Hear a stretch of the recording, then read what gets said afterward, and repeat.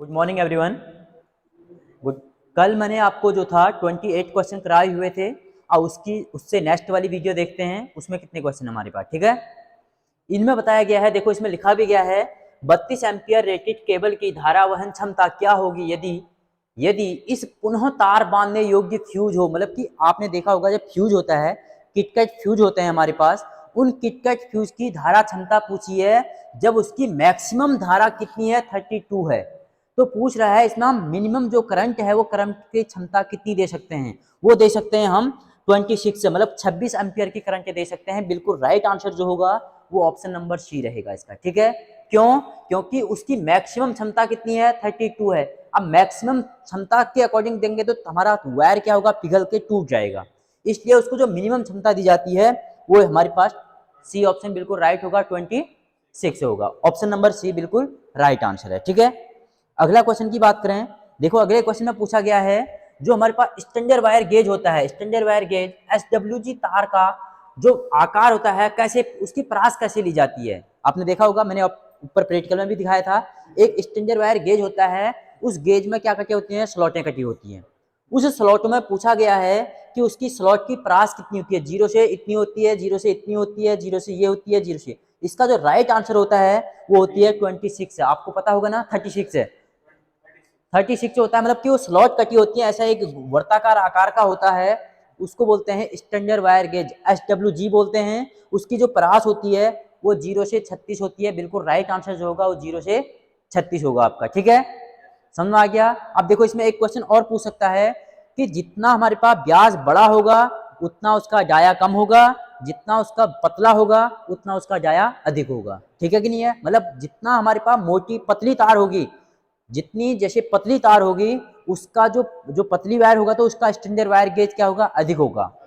जितना मोटा वायर होगा उतना ही उसका स्टैंडर्ड क्या होगा, कम होगा। बिल्कुल यही क्वेश्चन पूछता है पेपर में। ठीक है, या तो पूछेगा ये जो क्वेश्चन है हमारे पास इसकी परास पूछेगा, या पूछेगा कि हमारे पास 36 SWG तार है तो वो पतला होगा कि मोटा होगा। पतला होगा, जितना स्टैंडर्ड वायर गेज ज्यादा होता है उतना ही वो क्या होगा, पतला होगा हमारे पास। ठीक है, अगला क्वेश्चन की बात करें, देखो अगले क्वेश्चन में पूछा गया है इस तार के जोड़ को, मतलब एक ज्वाइंट लगाया गया है, इस ज्वाइंट का नाम पूछ रहा है कि ये ज्वाइंट कौन सा है। देखो ये टी ज्वाइंट नहीं है, टी ज्वाइंट होता तो ये बीच में होता, यहाँ पे होता। ठीक है कि नहीं है? ये कौन सा है हमारे पास, नॉट टैप ज्वाइंट है, नॉट टैप ज्वाइंट में ऑप्शन नंबर बी बिल्कुल राइट है। देखो ये क्यों, क्योंकि इसके बीच में यहाँ पे होता तो हम टी ज्वाइंट लगाते इसको, ये नहीं होता तो हम इसको ब्रिटानिया ज्वाइंट मान लेते। ठीक है कि नहीं है? इसलिए जो हमारा ऑप्शन है वो नॉट टॉप टैप ज्वाइंट होता है। ऑप्शन नंबर बी ही बिल्कुल राइट आंसर है इसका। ठीक है, क्वेश्चन नंबर, हम नेक्स्ट क्वेश्चन की बात करें, देखो नेक्स्ट क्वेश्चन में पूछा गया है गैल्वेनीकृत लोहे के लिए किस प्रकार की सोल्डरिंग फ्लक्स, क्या पूछा गया है, सोल्डरिंग फ्लक्स का उपयोग किया जाता है किसके लिए। गैल्वेनाइज क्या होता है भाई, गैल्वेनाइज होता है जिसको हम GI बोलते हैं, GI वायर होती है, अर्थिंग के लिए यूज की जाती है। तो वो वायर का पूछा गया है, उसमें सोल्डरिंग हमको फ्लक्स यूज करना है तो कौन सा करते हैं, वो रेजन करते हैं, जस्ता करते हैं, या हमारे पास अमोनियम करते हैं, या फिर हाइड्रोक्लोरिक अम्ल करते हैं। कौन सा करते हैं? ऑप्शन नंबर डी बिल्कुल राइट आंसर होगा। हाइड्रोक्लोरिक अम्ल जो होता है ये किसके लिए प्रयोग किया जाता है, ये किया जाता है सोल्डरिंग, जो हमारे पास गैल्वेनाइज कृत्य बोलते हैं, जिसको बोलते हैं हम GI। गैल्वेनाइज कृत्य जो होता है ये GI को बोलते हैं, जो अर्थिंग वायर बनी होती है। ठीक है, उसमें जो फ्लक्स यूज होता है वो होता है हमारे पास हाइड्रोक्लोरिक अम्ल होता है। ठीक है, अगले क्वेश्चन की बात करें, अगला क्वेश्चन में पूछा गया है क्वेश्चन नंबर 5 में, क्वेश्चन नंबर 5 में पूछ रखा है मात्रा उत्पादन और टीनिंग कार्य के लिए बुधगा। देखो एक होता है टैकिंग, एक होता है टीनिंग। टैकिंग होता है जब सोल्डरिंग करने से पहले क्या क्रिया की जाती है, उसको बोलते हैं टैकिंग। ये पूछा गया है टीनिंग। दो चीज होती है, ध्यान रखना।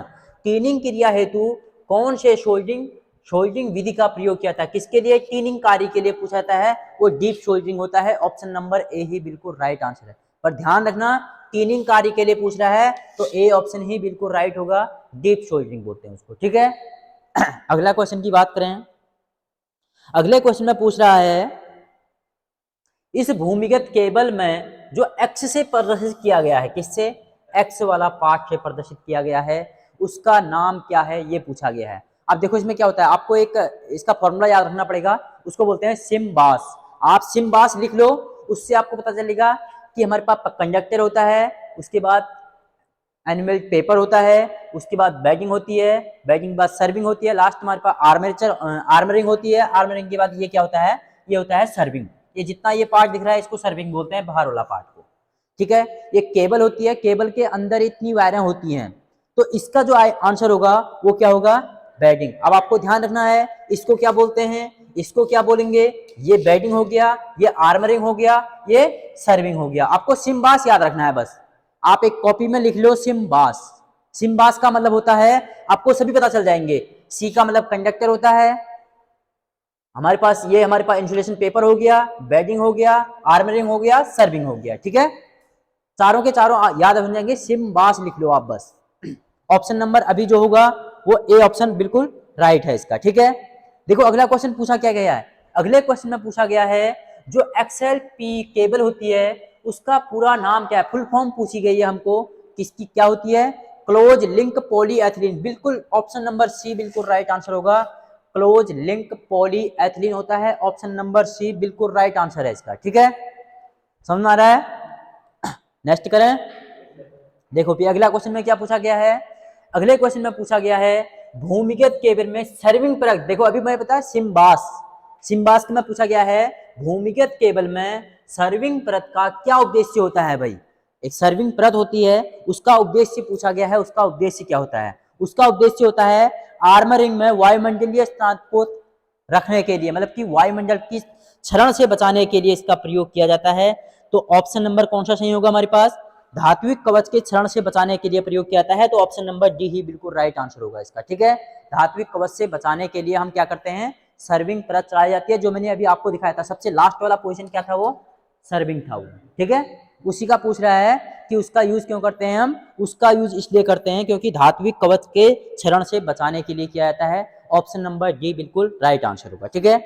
अगला क्वेश्चन में क्या पूछा गया है, अगले क्वेश्चन में पूछा गया है लूप टेस्ट पूछा गया है। लूप टेस्ट में भूमिगत केबल के किस प्रकार के दोष के स्थान को ज्ञात किया जाता है, मतलब एक हमको एक डायग्राम दिया गया है, डायग्राम में पूछा गया है कि ये डायग्राम जो है एक क्या दर्शा रहा है, हमको क्या बता रहा है, ये क्या दर्शा रहा है अभी बताओ, ये क्या दर्शा रहा है। देखो एक हमारे पास फेज वायर ये है, देखो ये क्या है हमारे पास सोर्स ऑफ सप्लाई है, ये क्या है सोर्स ऑफ सप्लाई है, बैटरी है हमारे पास।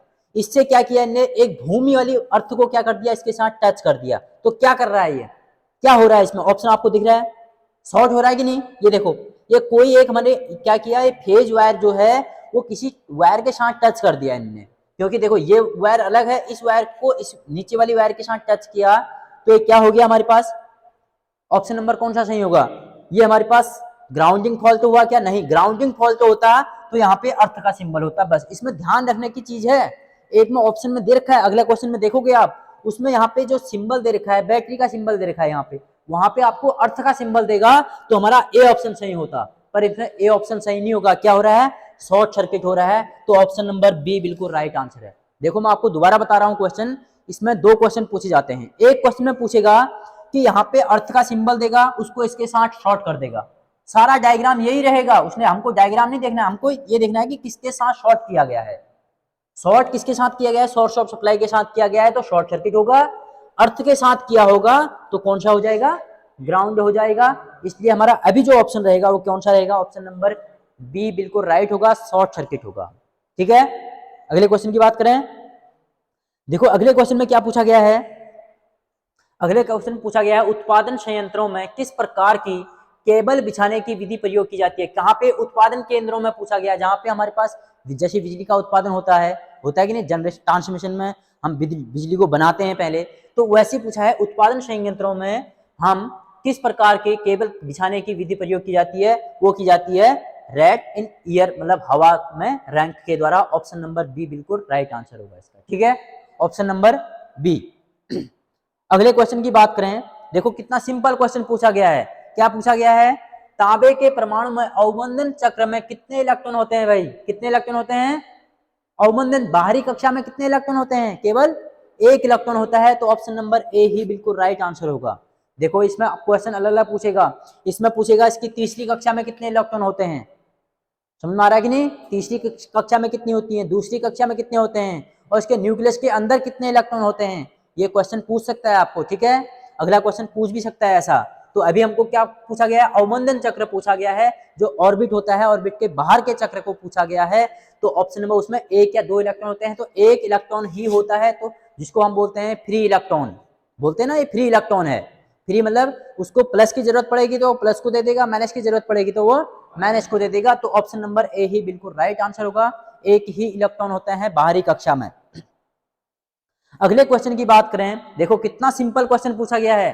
क्या पूछा गया है, जो मैंने आपको इफेक्ट पढ़ाए हुए थे, करंट के इफेक्ट, जैसे केमिकल इफेक्ट होता है, देखो इसमें लिखा भी है, हीटिंग इफेक्ट होता है, मैग्नेटिक इफेक्ट होता है, केमिकल इफेक्ट होता है और गैस आयनीकरण इफेक्ट होता है।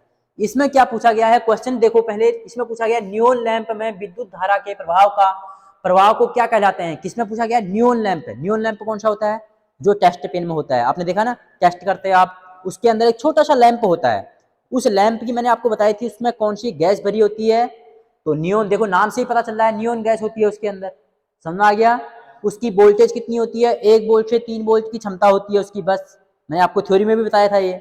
तो इसमें क्या पूछा गया है, नियोन लैंप पूछा गया है। तो नियोन लैंप में कौन सा होगा, नियोन, देखो नाम से नियोन लैंप मतलब नियोन गैस है, तो कौन सा प्रभाव होगा हमारे पास, गैस आयनीकरण ही प्रभाव होगा उसके अंदर। ऑप्शन नंबर डी बिल्कुल राइट आंसर होगा। देखो ऑप्शन नंबर ए क्यों नहीं होगा, क्योंकि हीटिंग इफेक्ट का प्रयोग कहाँ पे किया जाता है, जैसे हीटर होता है, जो हमारे पास कॉइल जलती है, हीट देती है, हीटिंग हो गया, गीजर हो गया, गीजर क्या देता है, पानी गर्म करता है, ठीक है, प्रेस होगी, शाबाश प्रेस हो गई, प्रेस भी क्या देती है हमको, गर्म होती है, उसका एलिमेंट होता है उसके अंदर।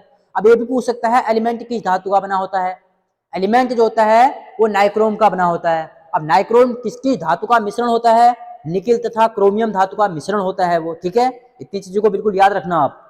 इसके बाद हम मैग्नेटिक इफेक्ट की बात करें, तो मैग्नेटिक इफेक्ट के अंदर क्या आता है, जैसे हमारे पास कोई कॉइल है, मैग्नेटिक इफेक्ट मतलब इसका प्रयोग कहाँ पे किया जाता है, जैसे मोटर है, जनरेटर है, ट्रांसफार्मर है, इनमें क्या होती है, मोटर वाइंडिंग होती है, उसमें क्या बनता है, मैग्नेटिक फ्लक्स बनता है। तो मैग्नेटिक फ्लक्स बनता है तो उसमें हम रासायनिक प्रभाव नहीं, केमिकल प्रभाव का, मैग्नेटिक प्रभाव का प्रयोग करते हैं, जिसको हम हिंदी में बोलते हैं चुंबकीय प्रभाव, ठीक है। अब देखो रासायनिक मतलब केमिकल प्रभाव के अंदर क्या आता है, सेल बैटरी, जिसमें इलेक्ट्रोलाइट घोल बनाते हैं हम, किसका बनता है, H2SO4 का, जिसको सल्फ्यूरिक क्या बोलते हैं, अम्ल। चारों के चारों ऑप्शन समझ में आ गया। इस क्वेश्चन का जो आंसर रहेगा वो ऑप्शन नंबर डी रहेगा, क्योंकि नियोन लैंप पूछा गया है, तो ऑप्शन नंबर डी बिल्कुल राइट आंसर होगा। देखो अगला क्वेश्चन क्या पूछा गया है, अब देखो इसमें बच्चे कंफ्यूजन हो जाते हैं, इसलिए क्या पूछा है, कुचालक पूछा है। कुचालक मतलब इंसुलेटर की बात कर रहा है, ये इंसुलेटर रेजिस्टेंस होता है, बोलता है उसका, उसकी यूनिट क्या होती है, किसकी, कुचालक की पूछी गई है, चालक की नहीं पूछी है। चालक की पूछता तो हम अलग लगाते, पर यहाँ पे हमको कुचालक की पूछा गया है। कुचालक की किसमें होती है, मेगा ओम में होती है, तो ऑप्शन नंबर बिल्कुल डी ऑप्शन बिल्कुल राइट होगा। देखो ध्यान रखना, यहाँ पे चालक लिख दे, कंडक्टर, इंसुलेटर की जगह कंडक्टर लिख दे, तो हमारा ऑप्शन नंबर फिर जो चालक होता है उसकी क्या चालकता की क्या होती है, महो होती है। ओम का उल्टा होता है महो, समझ में आ गया कि नहीं। यहाँ पे चालकता पूछता तो मैं महो ऑप्शन लगाता, महो इसमें ऑप्शन में है नहीं, पर मैं मोह लगाता, पर इसने हमको इंसुलेटर पूछा है, इंसुलेटर रेजिस्टेंस की यूनिट पूछी है, तो वो किसमें होती है, मेगा ओम में होती है। ऑप्शन नंबर डी बिल्कुल राइट आंसर है इसका, ठीक है। अगले क्वेश्चन की बात करें, देखो अगले क्वेश्चन में क्या पूछा गया है, अगला क्वेश्चन में पूछा गया है 14 नंबर का क्वेश्चन में, इसमें पूछ रहा है कौन सा विद्युत उपकरण अधिक अतिरिक्त धारा क्षरण कर सकता है। भाई जो अधिक विद्युत जो धारा प्रवाहित, अभी आया था क्वेश्चन आपने देखो 32 एम्पियर रेटेड कंपेयर वाला पढ़ा था, जो उस इसमें क्या पूछा गया है, जो कौन सा विद्युत उपकरण अधिक अतिरिक्त धारा क्षरण कर सकता है, वो यही होता है रिवारेबल फ्यूज बोलते हैं, जिसको तार बांधने योग्य फ्यूज, मतलब कि जो जिसका तार वायर जल जाती है उसको दोबारा बांधा जाता है उसमें, उसको बोलते हैं हम पुनः तार बांधने योग्य फ्यूज। ऑप्शन नंबर बी बिल्कुल राइट आंसर होगा इसका, ठीक है।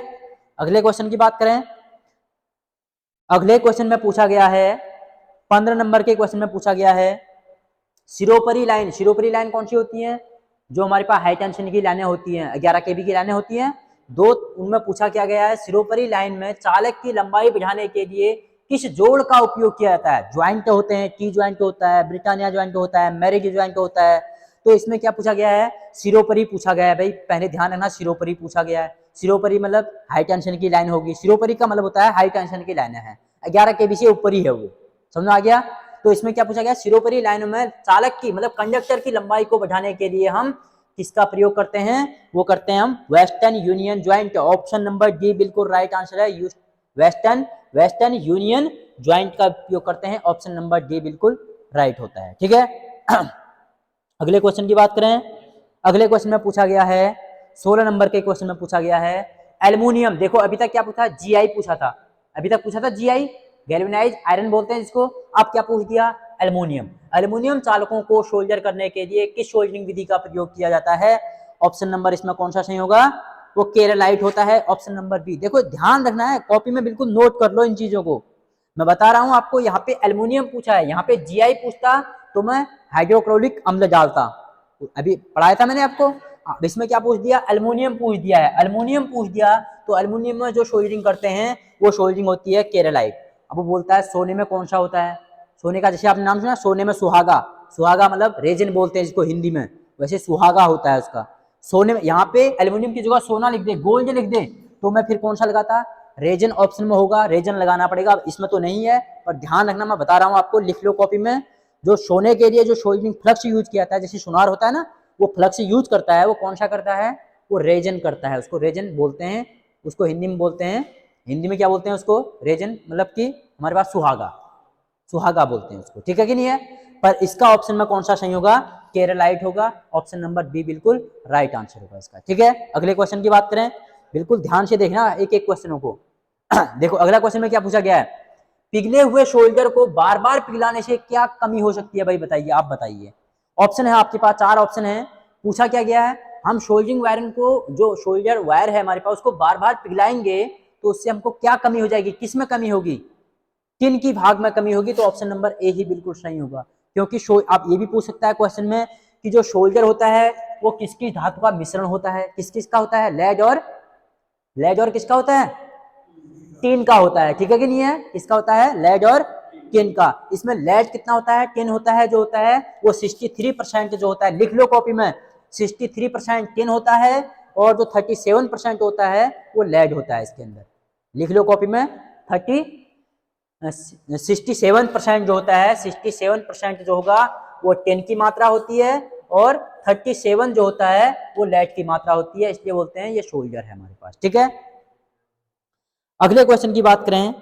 अगला नंबर है 17 नंबर के क्वेश्चन में। 17 नंबर के क्वेश्चन में पूछ रहा है, 17 नंबर के क्वेश्चन में क्या पूछा है, देखो इसमें लिखा है केबल के पीवीसी, पीवीसी मतलब पॉलीविनाइल क्लोराइड, हिंदी इंग्लिश में क्या बोलते हैं, पीवीसी पॉलीविनाइल क्लोराइड, कुचालक का क्या होगा? क्या पूछा गया है, पीवीसी का क्या होगा? आगे क्वेश्चन पूछा गया है यदि अत्यधिक धारा लंबे समय तक बहेगी तो क्या होगा?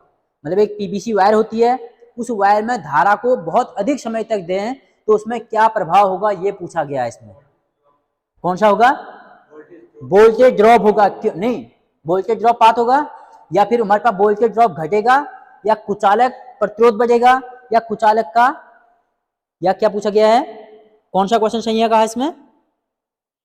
इसमें कुचालक का प्रतिरोध घटेगा। जब कुचालक का प्रतिरोध, क्योंकि पीवीसी है, पीवीसी में कुचालक का प्रतिरोध मतलब कि कुचालक रेजिस्टेंस कम होगा, तभी तो करंट अधिक जाएगी उसके अंदर। तो ऑप्शन नंबर डी ही बिल्कुल राइट होगा। इसका क्या होगा, कुचालक प्रतिरोध क्या हो जाएगा, कम हो जाएगा, डिक्रीज होगा वो। ठीक है, ऑप्शन नंबर डी बिल्कुल राइट आंसर होगा इसका।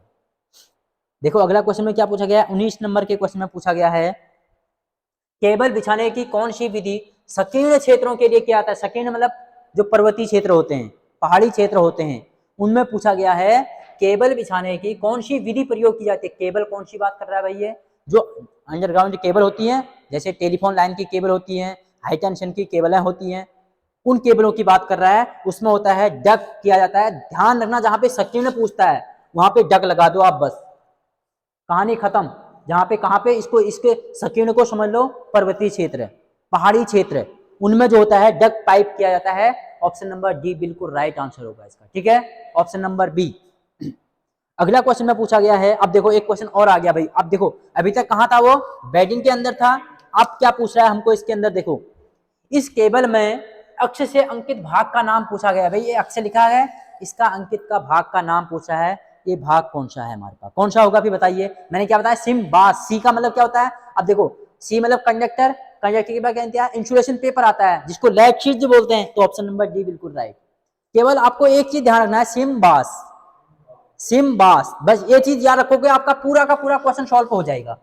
सर्विंग, आर्मरिंग, बेडिंग, और इसको क्या बोलते हैं, लेड शीट और कंडक्टर, ये कंडक्टर मतलब चालक यहाँ होते हैं, ये जो हम छिलते हैं ना उसको केबल को, ये कंडक्टर होता है। ये होता है, देखो दोबारा बताता हूँ, एक एक करके कॉपी में लिख लो। ये होता है कंडक्टर चालक। ये क्या होता है हमारे पास, लेड शीट, जिसको पेपर भी बोलते हैं, कहीं कहीं पे पेपर भी लिखा होता है, ठीक है। उसके बाद दूसरा नंबर में क्या हो गया, लेड शीट हो गया। तीसरे नंबर में क्या होता है, इसको क्या बोलते हैं, बेडिंग। ये देखो बेडिंग भी ऑप्शन में है, यहाँ पे कंफ्यूजन नहीं रहना है। तीसरा जो होता है बेडिंग, फिर क्या होती है आर्मरिंग।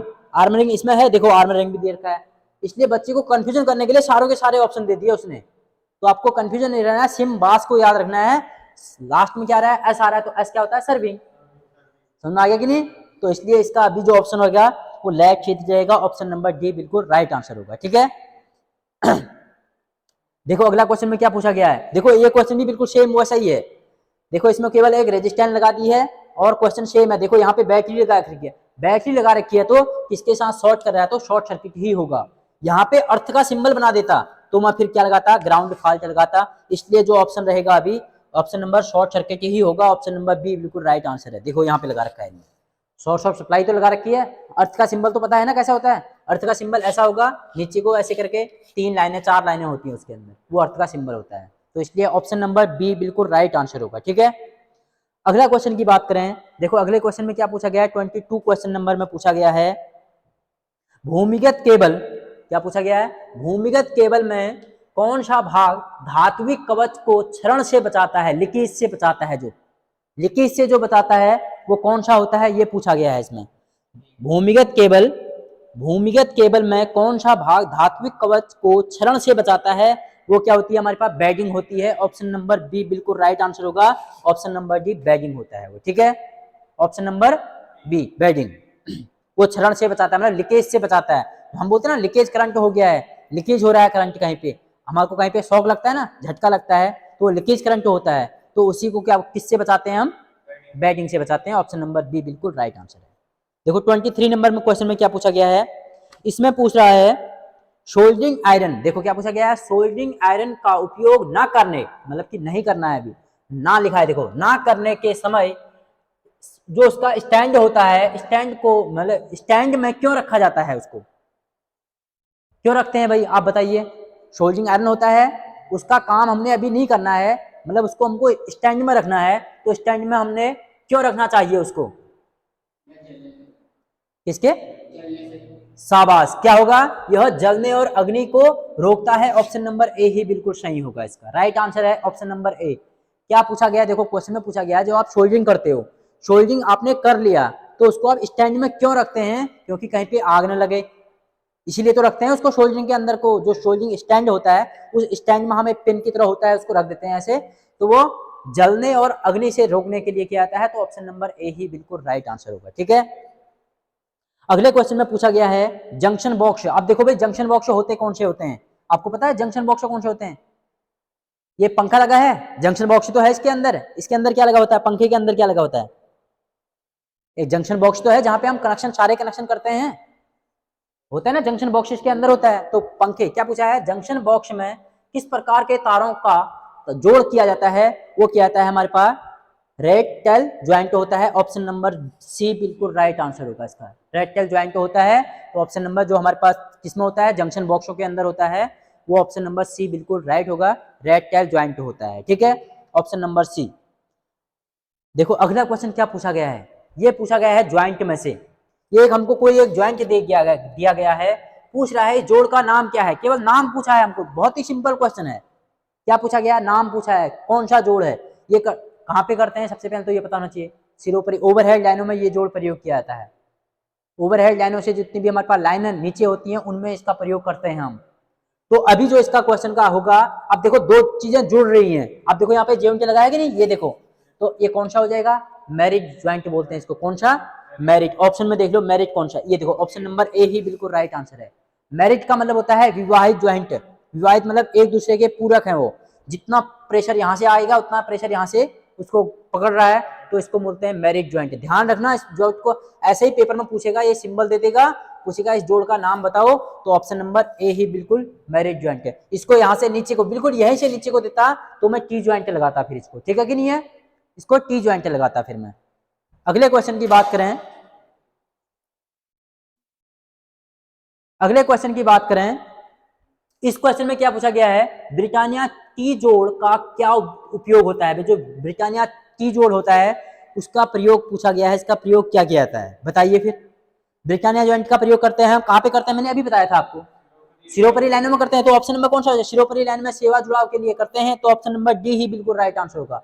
जहां पे ब्रिटानिया जॉइंट लिखा होगा वो कौन से के लिए करते हैं, सिरोपरी के लिए करते हैं, तो ऑप्शन नंबर कौन सा सही होगा, डी ऑप्शन बिल्कुल सही होगा। ठीक है कि नहीं है। उसके बाद देखो अगले क्वेश्चन में क्या पूछा गया है, अगले क्वेश्चन पूछा गया है सर्विंग और रिपेयरिंग कार्य के लिए किस प्रकार की सोल्डरिंग विधि का उपयोग किया जाता है। सर्विंग और रिपेयरिंग, हम बोलते हैं ना हम रिपेयर करनी है, मोटर रिपेयर करनी है, तो उसके लिए हम किसका प्रयोग करते हैं। क्वेश्चन नंबर 27 में पूछा गया है कि इसमें पूछ रहा है सर्विंग और रिपेयरिंग कार्य के लिए किस प्रकार की सोल्डरिंग विधि का प्रयोग किया जाता है। वो होती है सोल्डरिंग गन के साथ, सोल्डरिंग गन के साथ सोल्डरिंग किया जाता है, तो ऑप्शन नंबर सी बिल्कुल राइट आंसर होगा इसका। ठीक है, सोल्डरिंग किसके साथ पूछा गया है, सर्विंग और रिपेयरिंग करते हैं उसके लिए हम सोल्डरिंग गन का प्रयोग करते हैं। देखो क्यों करते हैं, इलेक्ट्रॉनिक कार्य में देखा होगा आपने, एक गन टाइप की होती है जिससे कि हमको अब कोई ट्रांजिस्टर निकालना होता है, तो वहां पे हम उसको गर्म करते हैं, सोल्डरिंग गन से गर्म करते हैं, तो उसको निकाल लेते हैं, उसको उसके अंदर दूसरा ट्रांजिस्टर या डायोड जो भी डालना है उसको डाल लेते हैं, तो इसलिए क्या किया जाता है, सोल्डरिंग गन का प्रयोग किया जाता है, तो ऑप्शन नंबर सी ही बिल्कुल राइट आंसर होगा। ठीक है, अगले क्वेश्चन की बात करें, अगले क्वेश्चन में पूछा गया है 28 क्वेश्चन में, इसमें पूछ रहा है डीप सोल्डरिंग विधि का उपयोग क्या है। भाई जो डीप सोल्डरिंग होती है उसका प्रयोग किसमें करते हैं हम, वो पीवीसी में करते हैं, तो ऑप्शन नंबर सी बिल्कुल राइट होगा। वो पीवीसी में छोटे भागों को सोल्डरिंग करने के लिए प्रयोग किया जाता है, तो डीप सोल्डरिंग जो होती है वो छोटे कार्यों के लिए की जाती है, तो ऑप्शन नंबर सी बिल्कुल राइट आंसर होगा। ठीक है, अगला क्वेश्चन पूछा गया है 29, इसमें भी देखो ये है वही केबल का अंदर का पार्ट दिखा रखा है। ये अभी तक क्या दिखा था हमको, केबल दिखाई हुई थी, अब केबल का देखो पहला वाला भाग, दूसरा वाला भाग, तीसरा वाला भाग, चौथा वाला भाग, पांचवा वाला, ऐसा भाग दिखा रखा है। तो इसमें हमको पूछ क्या रहा है, इसमें पूछ रहा है जो बेल्टिज भूमिगत केबल में अक्ष से अंकित भाग का क्या नाम है। ये तीसरा वाला भाग है, देखो नहीं दूसरा वाला, पहला भाग ये हो गया, दूसरा में क्या होता है हमारे पास, लैच छिद्र होता है, मैंने अभी बताया सिम्बास, सिम्बास में सी आई आई आ रहा है, आई का मतलब होता है लैच छिद्र, जिसको पेपर बोलते हैं, इंसुलेशन पेपर बोलते हैं, तो इसलिए ऑप्शन नंबर बी बिल्कुल राइट आंसर होगा। ध्यान रखना, सिम्बास को ध्यान रखना है बस, देखो पहला, दूसरा, तीसरा, चौथा, पांचवा ऐसे होंगे इसके, ठीक है कि नहीं है, तो इसका लैच छिद्र होगा ऑप्शन नंबर सी। ठीक है, हमारे पास देखो अब लास्ट वाला क्वेश्चन पूछ रहा है कौन सा कुचालक पदार्थ भूमिगत केबल में गर्म यौगिक की तरह डाला जाता है, वो कौन सा होता है हमारे पास, कौन सा होता है, बिटुमेन। ऑप्शन नंबर कौन सा सही होगा, ऑप्शन नंबर सी बिल्कुल सही है, बिल्कुल राइट बताया इनने क्या लिखा है क्वेश्चन में, कुचालक पदार्थ भूमिगत केबल में गर्म यौगिक की तरह जो डाला जाता है वो बिटुमेन डाला जाता है, तो उसको बोलते हैं हम बिटुमेन, ऑप्शन नंबर सी बिल्कुल राइट आंसर है। आज के क्वेश्चन हमारे यहीं पे समाप्त होते हैं। हमने आज 30 क्वेश्चन करवाए आपको, अब इससे जो नेक्स्ट वीडियो बनेगी उसमें इससे आगे वाले क्वेश्चन आपको बताए जाएंगे। ठीक है, थैंक यू।